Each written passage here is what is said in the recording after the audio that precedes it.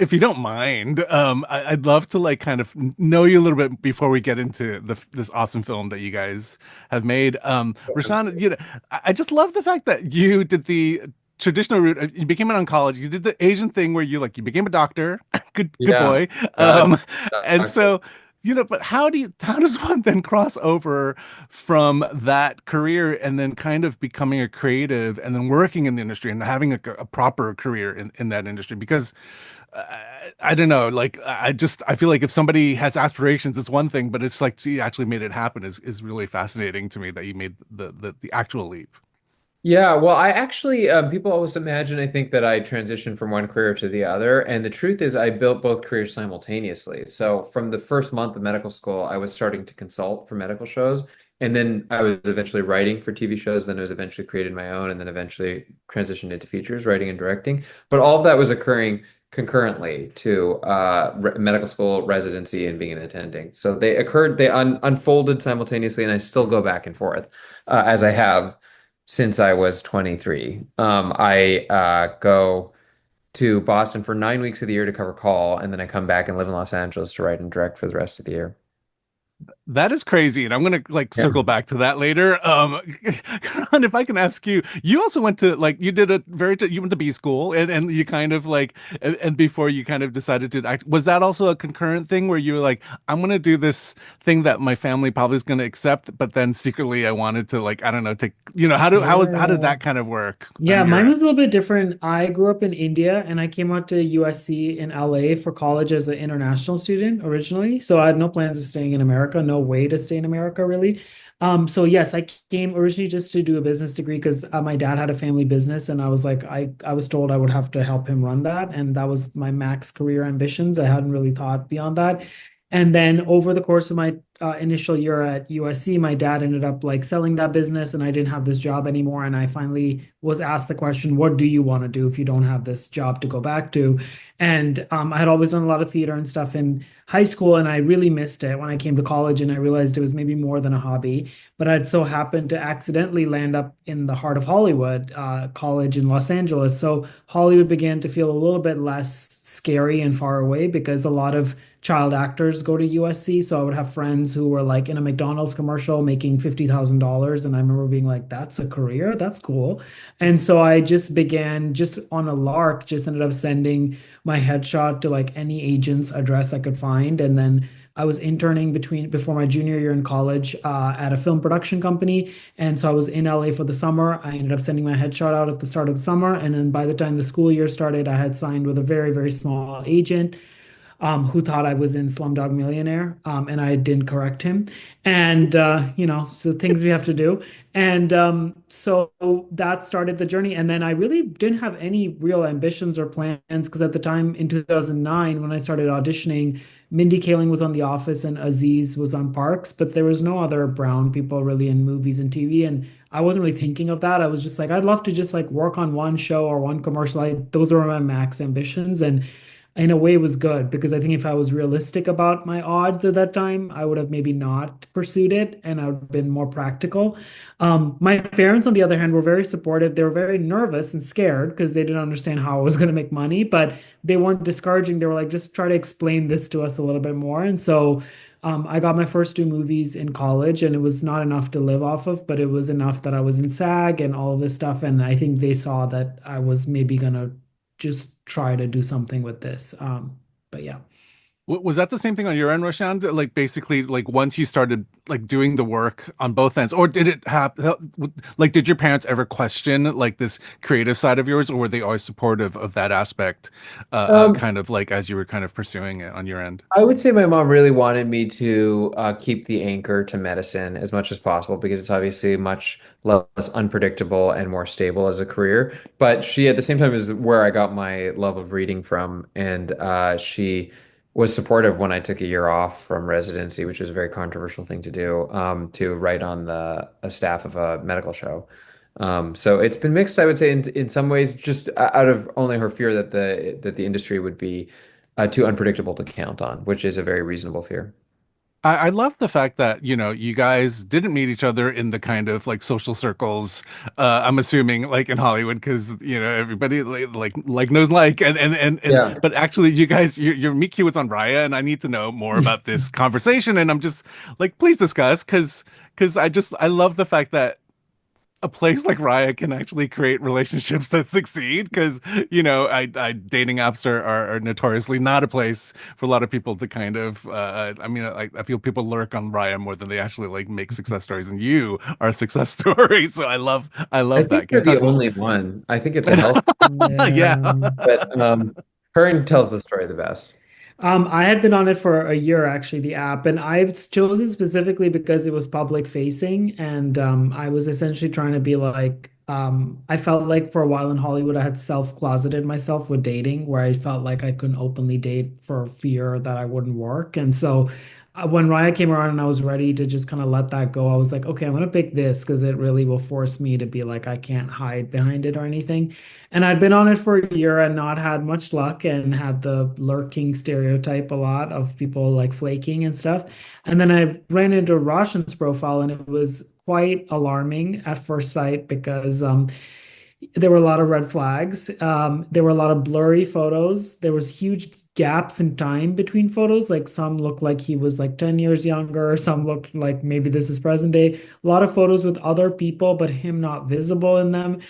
So it was all very confusing. But the little glimpses I saw, I was like, this looks interesting. And then the profile said screenwriter slash physician, which felt very unique too. And so we ended up matching on there, and then he was very blunt and not very romantic in his messages.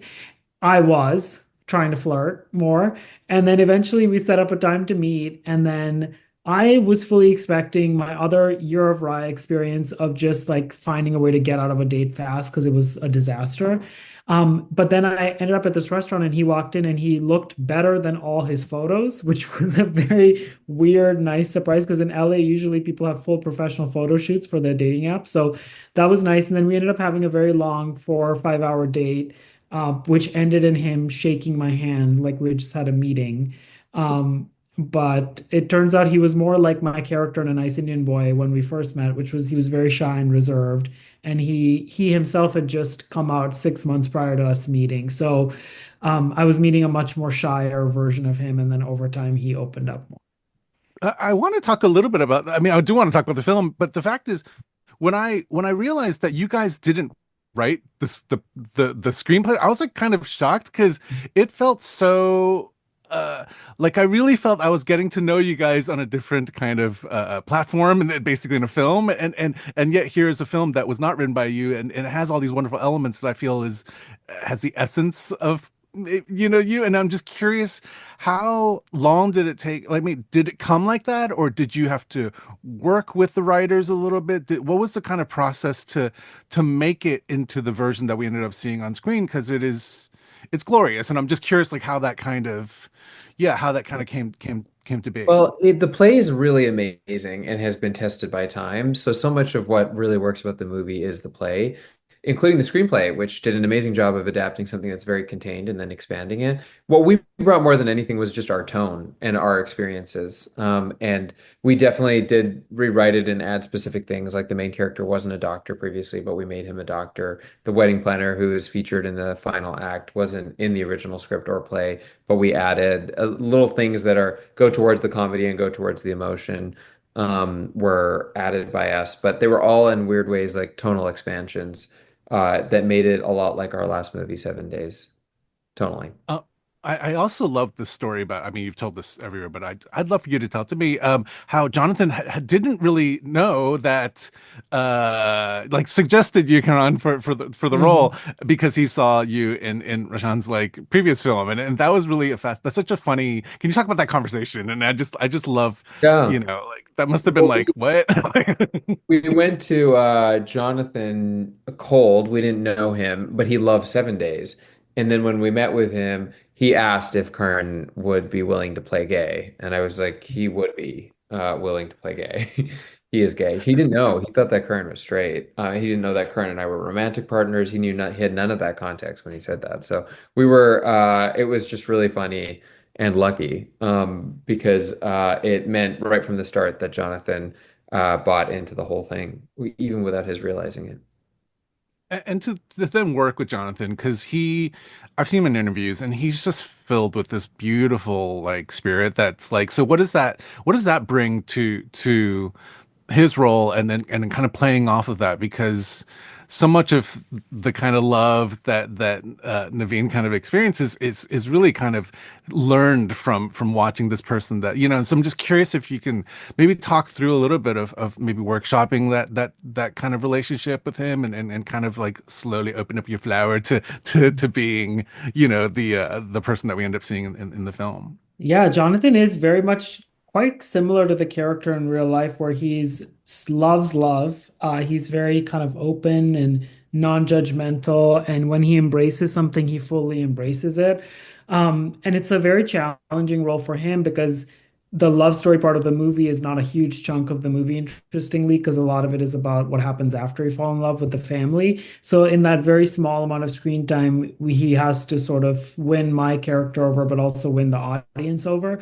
And on this movie, we didn't have any time for rehearsal. We met Jonathan a year before we filmed the movie at a dinner just to kind of get to know each other. And then we were filming this movie. He came from filming Doctor Who in England, and we were already a few days into filming the movie in Vancouver. So he was thrown right in, and he's such a professional that like he had done all this work on the character and all of this stuff on his own. And we just started filming, and immediately I think all of us were like, yep, that's the character, that's correct. And he was so easy and fun to work with. And in many ways, I think it mirrored real life, because me and Roshan would look at him and, you know, he's not on social media. He barely checks his phone. He's very present. And there's something just very infectious about him. Any room he steps into, people just want to talk to him and he wants to genuinely get to know them.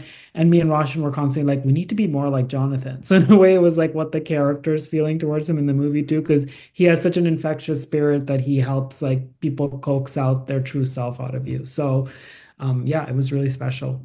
One of the things that I really kind of related to in this film is, especially Naveen's character, his ability to move forward in loving himself, and believing that he's able to even get the kind of love that he sees in films and also with his relatives. And I think a lot of Asian queers kind of feel that way when they're surrounded by people with kind of traditional situations, and then yet you know, they get to go to these things, but then it's almost like that's not part of their life. They're just like an observationist. And so I'm just curious if you can talk a little bit more about that, because yeah, I just think it was just really wonderful that you expressed that in the film, and it really tapped into something that like I think a lot of people will be able to understand very personally, but have not been able to kind of like, you know, see on their in their lives or their stories. Yeah, I feel like Rashawn. sorry, no, I feel like a lot of people feel that they have been excluded from the party and they're on the outside looking in, no matter what their identity is. I think that feeling is probably more common for women, for minorities, for gays. But but it's interesting because that feeling goes back so long. There's a really famous Chekhov short story about this man who's very lonely and he wanders from house to house in rural Russia, looking in the windows at people partying and feeling that he's been left out of whatever their parties are. And it's not like he's gay or a minority, but that feeling is a very kind of ancient human one. The feeling of being left out from what you are supposed to do conventionally. And the truth is that there is no conventional, and that most people are leading lives that are abnormal, and most people don't feel fully included in everything. So, but I love the way the movie begins, which wasn't in the play that Eric added, which is just Karan sitting on the outside looking in. I got this is my last question, and just kind of like Yeah. both of you, you know, Karan, you being in a film where most of the cast look like you, and then Rashan like kind of directing a film where most of the people maybe behind the scenes and in front also kind of are part of they look like you. And I'm just curious, like, what has that experience been like for both of you? Because obviously you work in Hollywood, and a lot of times you're probably the only person, or the, you know, and so what has that been like to kind of be a part of that? And then how does that flip into moving forward to the kind of work that you would like to do, or maybe kind of, I don't know, like what has that been Mm, like in terms of the effect of a film like yeah. this? For me, it's amazing because for so long, when I started in Hollywood, you would go to audition rooms and you would all be competing for the same part. And there was the idea that you could ever be in a scene with someone who looked like you felt impossible. So I think what it does that's not good is it starts making you look at everyone else as competition and start feeling like I don't want them to succeed because if they succeed, it means I didn't get the thing. And that just is not a healthy, great place to be in. So I'm so grateful that it's opening up now more. And in a way, I found myself get calmer and be less kind of competitive in this weird way because of like the scarcity thing. Obviously, we have a long way to go. The other thing that's really interesting about it, and it was very evident on this movie, is just because we look the same doesn't mean we actually have that much in common. Because, for instance, just the four family members in the movie, I grew up in India, came out to America when I was 18. Sunitha, who plays the sister, lives in Brooklyn, New York, and is like a complete New Yorker as her identity more than anything, and grew up in America. Zarna is a woman who was a housewife until she was 45 in New York City, and then now is a stand-up.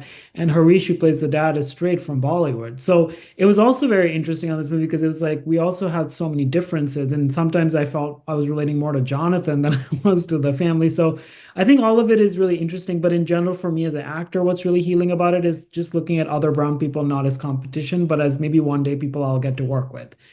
So that's been really nice. Yeah, I And for you, think Rashawn?